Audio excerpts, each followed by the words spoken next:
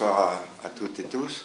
Merci de m'avoir convié à intervenir ce soir pour cette belle soirée qui s'annonce, et surtout ce site, et je m'y connais, qui m'a l'air à la fois très riche, mais très bien construit sur ce qu'on appelle la navigation.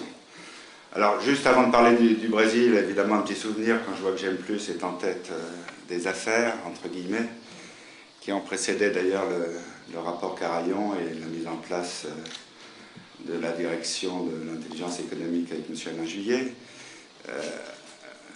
Quand on a commencé à s'intéresser à l'infrastructure de gestion de clés, qui s'appelle la PKI en anglais, le représentant et président du groupe américain que je ne cite pas, que tout le monde peut connaître, si ils ont suivi les cours de M. Arbulot, c'était comment dirais-je, déclaré en séance de conseil, et il ouvrait rarement la bouche, mais je ne comprends pas pourquoi la France voudrait avoir sa propre infrastructure de gestion de clés.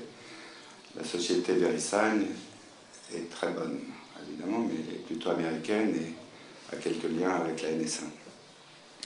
Donc c'est pour ça que nous avons créé Connectis, et c'est une société qui fait un peu son trou, mais qui lutte aussi sur des marchés à la fois français et étrangers. Mais enfin, sachez que en naviguant un peu, si vous cliquez sur le cadenas qui normalement certifie que le site est protégé, on a encore un peu trop de VeriSign et évidemment pas assez de Connectis. Mais quand je vois que mon service public est protégé par VeriSign, que la SNCF, que le EDF, vous voyez les risques que ça peut comporter, non pas pour tout un chacun, mais c'est toujours intéressant de savoir que M. X, qui est dirigeant d'une grande société, habite à tel endroit ou vient de déménager.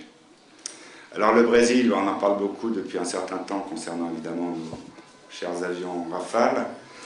Le dernier exemple, c'est quand on annonce qu'on va peut-être avoir le marché et que la société Dassault Aviation a fait une ristourne, entre guillemets, de 2 milliards d'euros.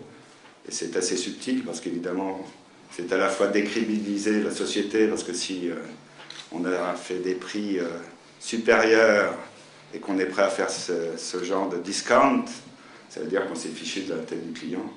Donc c'est vraiment ridicule, mais je dirais, mais il y a, je pense, certains journalistes qui sont là ce soir, je les engage à aller très souvent sur le portail IE, parce que de donner tout de suite et automatiquement de la publicité aux dépêches d'agences étrangères, c'est leur servir la soupe.